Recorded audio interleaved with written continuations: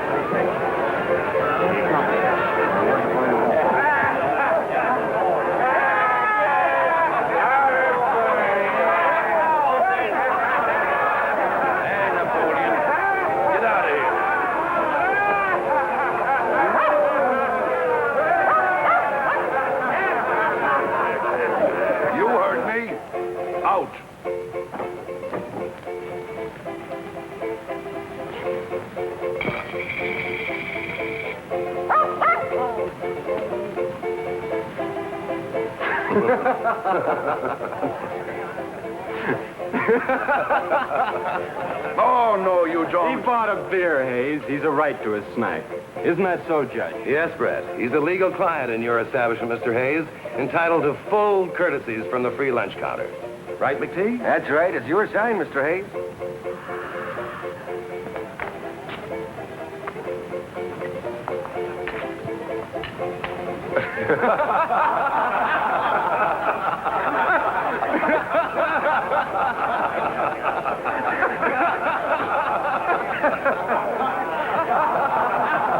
Pardon me, gentlemen. We are not amused, but we understand your interest in our person. Therefore, we shall now issue our first proclamation. At the peremptory request and desire of a large majority of the citizens of these United States, I do hereby proclaim myself Emperor of these United States. And in virtue of the authority thereby me vested, do hereby order and direct the representatives of the different states of the Union to assemble in Musical Hall in this city on the first day of February next, then and there, to make such alterations in the existing laws of the Union as may ameliorate the evils under which this country is laboring, and thereby cause confidence to exist both at home and abroad in our stability and integrity. Signed, Norton the First, Emperor of the United States.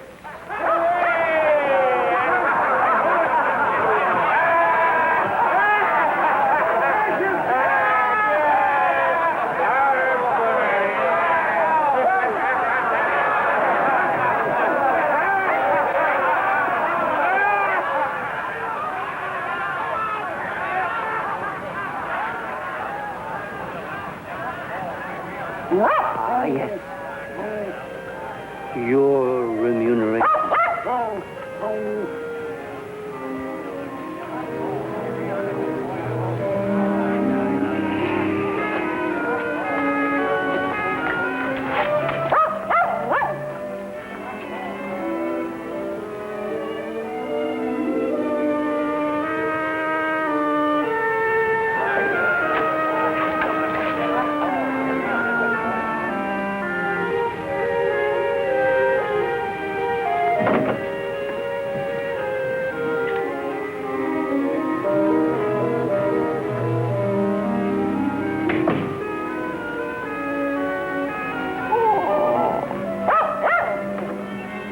We thank you for escorting us to our royal lodgings.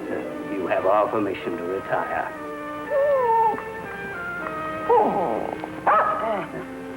Yes? Oh, no, this is our supper. We appreciate your fealty, but... Yes, you may come in. Well, I see you've already got a royal bodyguard, Emperor. Boys at the saloon call him Bummer. Kind of fitting, huh? What do you want, young man? You can drop the act, Granddad. I'm Bret Hart, reporter for the Bulletin. Tell me, what's your real name? Where'd you come from? How'd you get the idea for this panhandling act? Young man, you are insolent. Well, I'm sorry, Your Majesty, but I'm not up on the proper etiquette in the presence of emperors.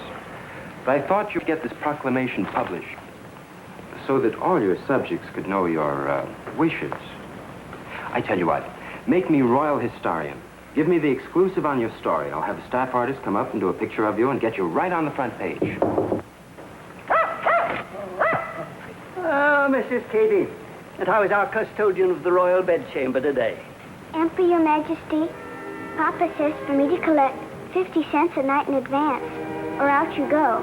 But I said you're an emperor, and you shouldn't pay rent. Your father is right, Mrs. Katie. Even an emperor must meet his obligations.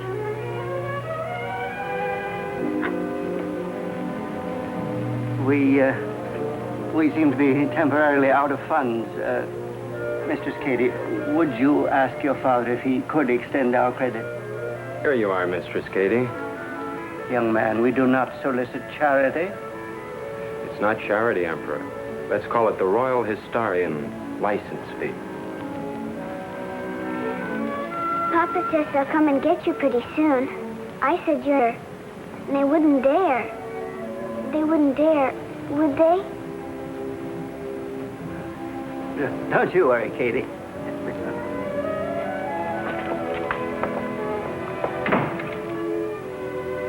Shakespeare said it, Your Majesty.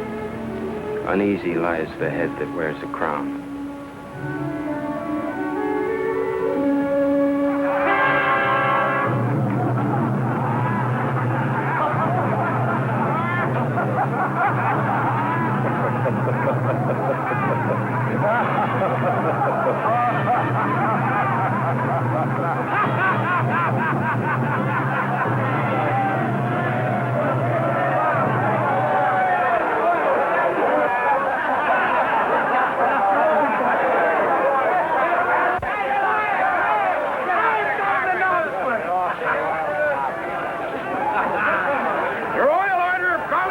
messages, Your Majesty. Well, get him a cut. Find him a crown. Here's his crown. Look, boys, tears of joy. Tears of happiness. Stop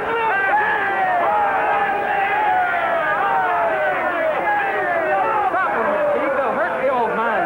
Oh, they're no wild crazy. Well, there's no stopping them now. Then I will. Quiet.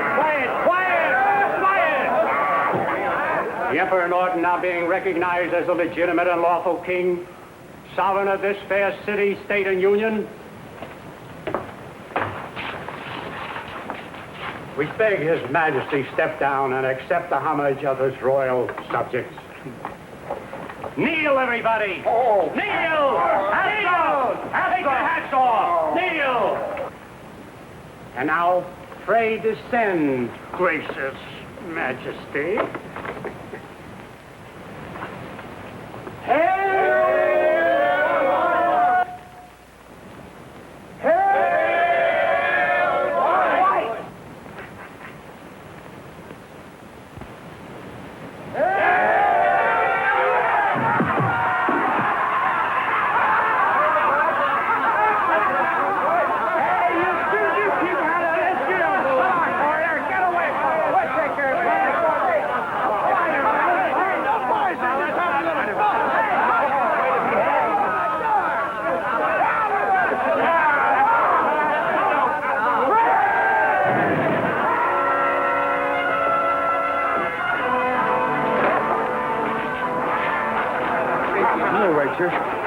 We are quite all right, we thank you.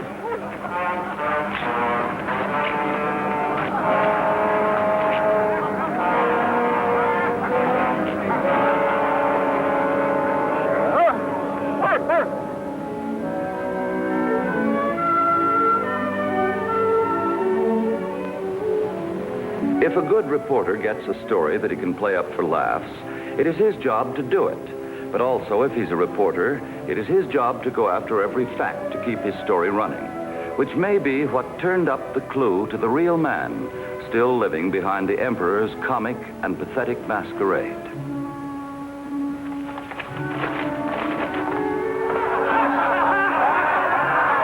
I hope you enjoyed yourselves, men. What are you getting so persnickety about, Hart? You started this whole thing. You bet I did. I'm not very proud of myself. Oh, hand me the crying towel, Mama. All right, laugh your fool heads off. But do you know who that old man is?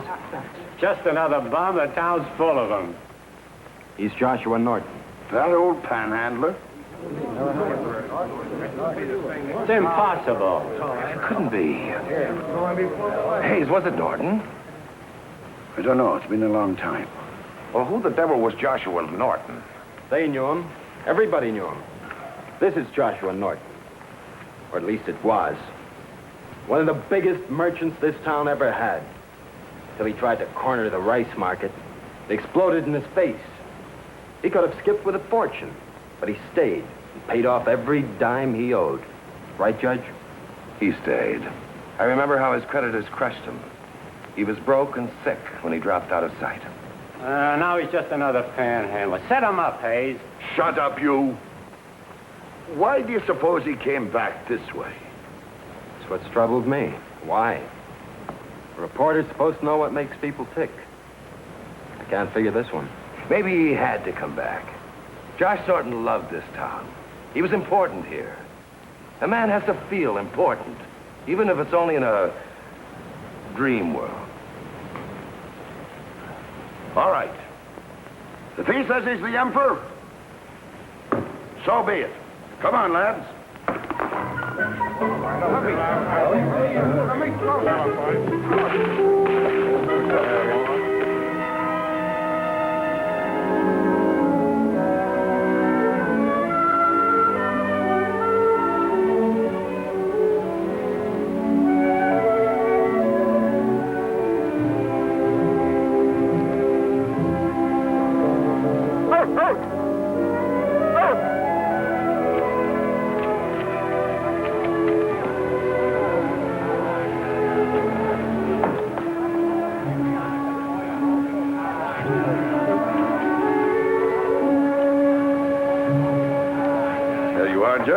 Hey, boys, he's back to get his hat. Let's give him a royal welcome. Shut up and get out of here. Friend. Step right up, Emperor.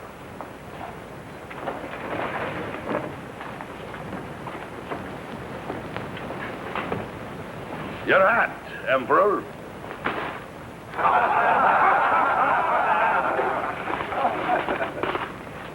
What's your pleasure, Emperor? A beer for all these gentlemen, please. Good luck to the Emperor! All right, join the Emperor.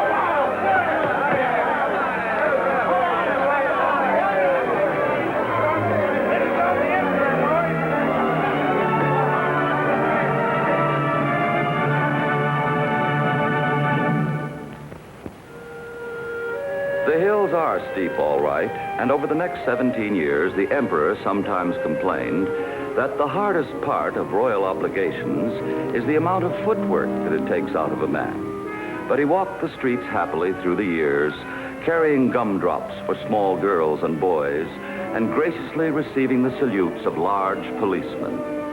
Footsore and weary at day's end, he would plod up the steps to his tiny room. But he had his vanity like all men, and he was pleased with gifts such as a pair of apple pies, and he greatly enjoyed collecting his memoirs in large scrapbooks. The emperor's proclamations were recorded by the entire Western press, which caused him much gratification. But also, like most men, he continued to have his little financial difficulties, which he solved by presenting his imperial drafts upon the city's banks, and they were always honored in cold cash. Sorry to keep you waiting, Emperor. It's a fine day. Excellent. A draft on the imperial treasury. Yes, Your Majesty. Your signature, please.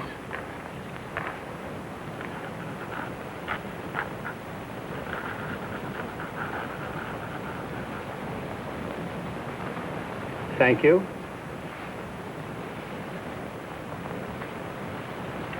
Emperor. Disgraceful. With the passing years, he found it necessary to lose his now and then, such as the time, as the scrapbook shows us, Emperor Norton denied free rides on river steamship line.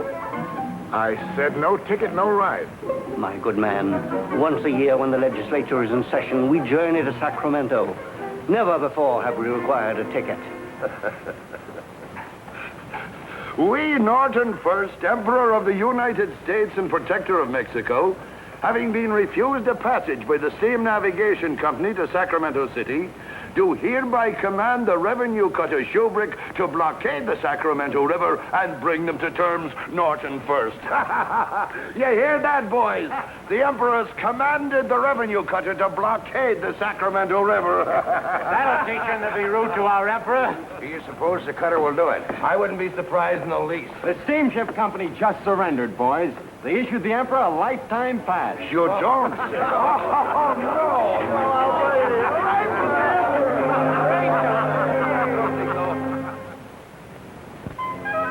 And if he would stand for no nonsense in some matters, there were other affairs of state in which he showed a tolerance far ahead of his times. Emperor brings John Walsh. No charges. No charges. Thank you, John. Your loyalty is enough. It's an emperor's duty to protect his subjects. We recognize no divisions of mankind. All our subjects are equal in our eyes and according to our laws.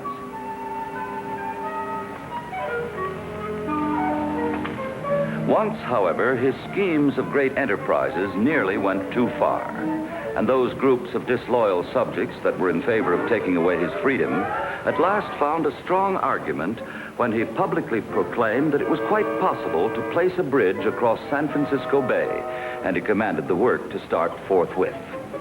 Now, on his long walks, his dreams stretched to wider and wider horizons until he actually conceived it possible to cut a canal Atlantic to the Pacific across the Isthmus of Panama. Gentlemen, we shall show you our plan.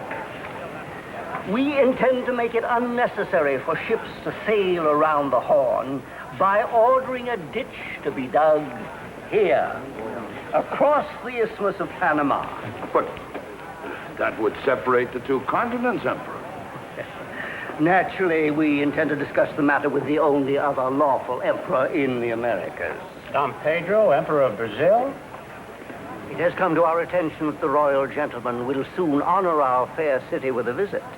Naturally, we shall head the welcoming delegation. You don't suppose the old boy is serious, do you? The Emperor's never yet embarrassed the city fathers. Well, if he pulls a stunt like that, they'll put him away for sure. You know that the commissioner has already got a drawer full of complaints from old fuddy-duddies who think he's a disgrace to the city. The Emperor's got a guardian angel, McTeague. He'll need it. And perhaps it was his urge to discuss this vast Central American project with the real Emperor of Brazil that undoubtedly caused that guardian angel of his, for once, to take the entire day off.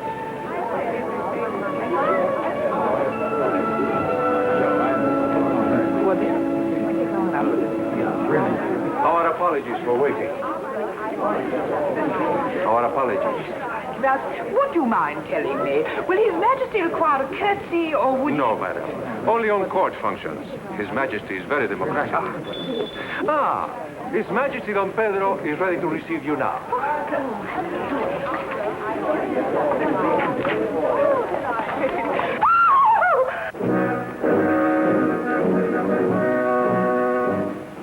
We thank you for being punctual. Oh, no. Holy mackerel. We've got to get him out of here. Late now. Greetings. Greetings, Cousin Don Pedro. We welcome you to our country. But before the ceremonies, there is an urgent matter of mutual interest which we must settle.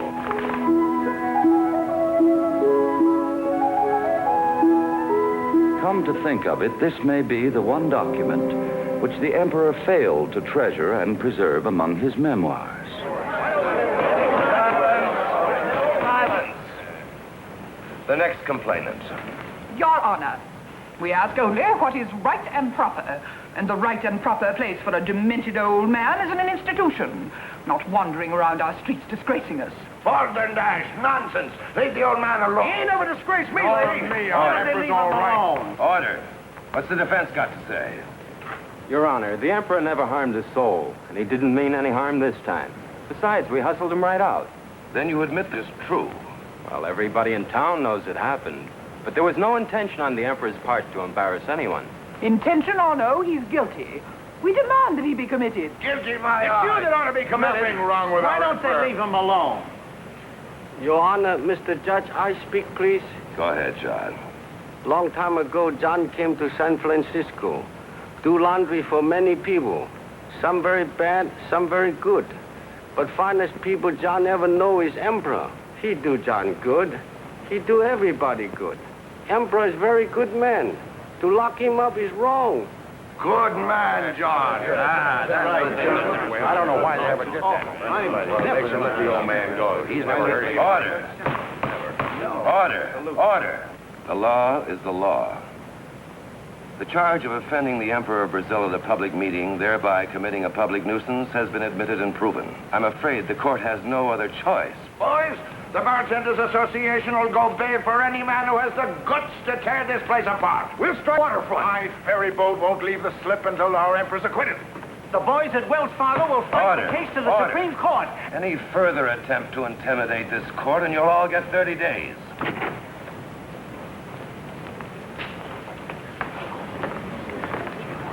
Your Honor, if I may intrude. By all means, Your Highness.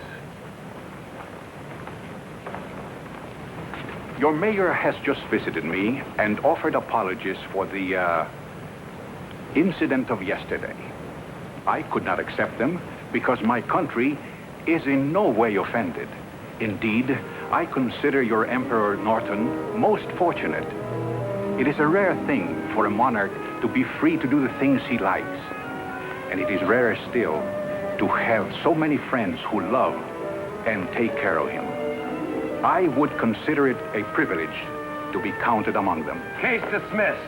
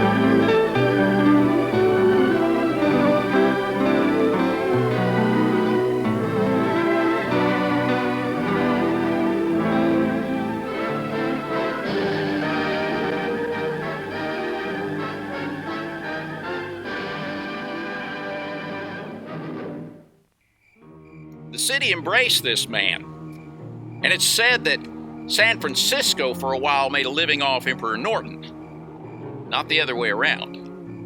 In fact, he was so popular that Mark Twain and Robert Louis Stevenson fashioned characters in their stories after him. And when he passed away in early 1880, it's been said that 10,000 people lined the streets for his funeral.